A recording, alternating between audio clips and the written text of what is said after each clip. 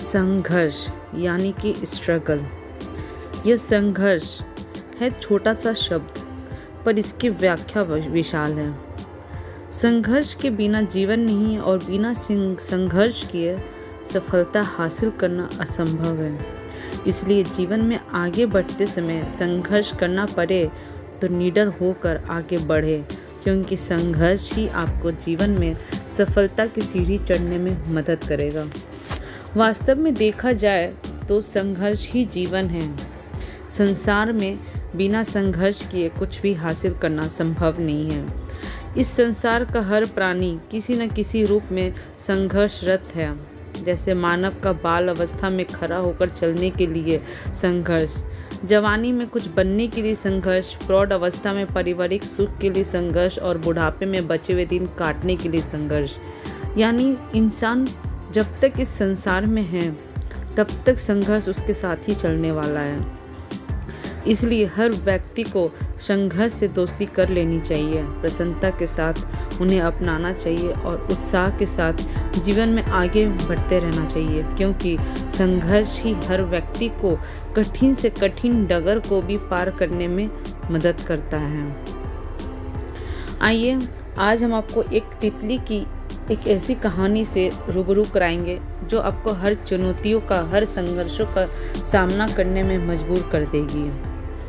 एक समय की बात है, चिंटू अपने मम्मी पापा के साथ घर से कुछ ही दूरी पर स्थित एक बगीचे में घूमने गया था। बगीचे में लगे तरह तरह के फूल पौधे मन को सुकून देते थे। जैसे वे फूल पौधों मन को मोहित करते थे, वैसे ही पक्षियों को भी आकर्षित करते थे। बगीचे में हर तरह की रंगीन तितलियां भी यहाँ वहाँ उड़ती हुई नजर आती थी।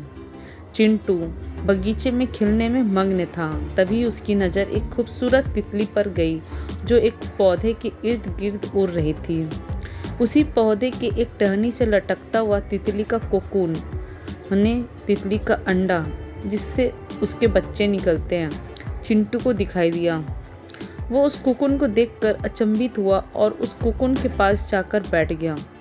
कुछ समय तक उस कोकून को देखता रहा, क्योंकि एक तितली अपने शरीर को उस छोटे से छेद से निकलने के लिए संघर्ष कर रही थी। चिंटू बहुत ही ध्यान से देख रहा था, क्योंकि उसे तितली को देखकर मजा आ रहा था।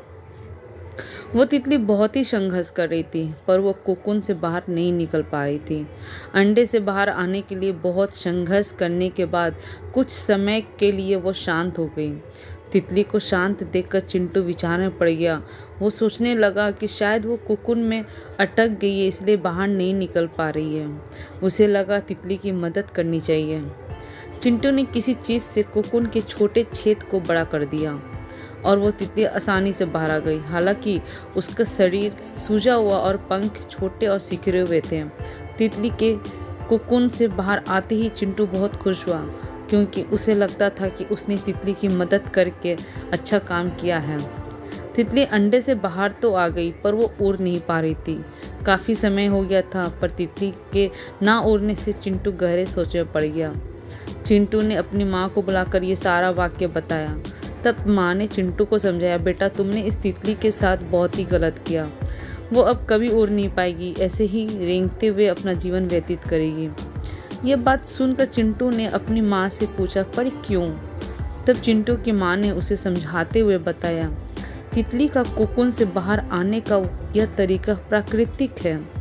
जब तितली कोकून की झिल्ली से बाहर आने के लिए संघर्ष करती है तब उसके पंख मजबूत हो जाते हैं। जब वो संघर्ष करती है तब उसके शरीर से तरल पदार्थ उसके पंखों में आते हैं, जो उसे उड़ने के लिए तैयार करता है और वो आसानी से उड़ सकती है। लेकिन अगर वो कोकून से बाहर आने के लिए संघर्ष ही नहीं करेगी तो उड़ेगी कैसे?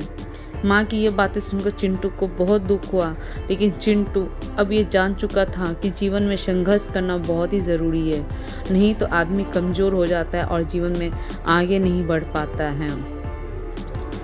तो इस कहानी से ये सीख मिलती है कि जीवन में संघर्ष ही हमारी ताकत को विकसित करते हैं। संघर्षों के बिना हम कभी विकसित नहीं होते हैं और कभी मजबूत नहीं बन पाते। इसलिए हमारे लिए ये महत्वपूर्ण है कि हम स्वयं चुनौतियों का सामना करें और दूसरों की मदद पर निर्भर ना रहें। यह कहानी बताती है कि हम जब संघर्ष करते तब हमें अपने बल व सामर्थ्य का पता चलता है। संघर्ष करने से ही हमें आगे बढ़ने का हौसला, आत्मविश्वास मिलता है और अंततः हम अपनी मंजिल को हासिल कर लेते हैं।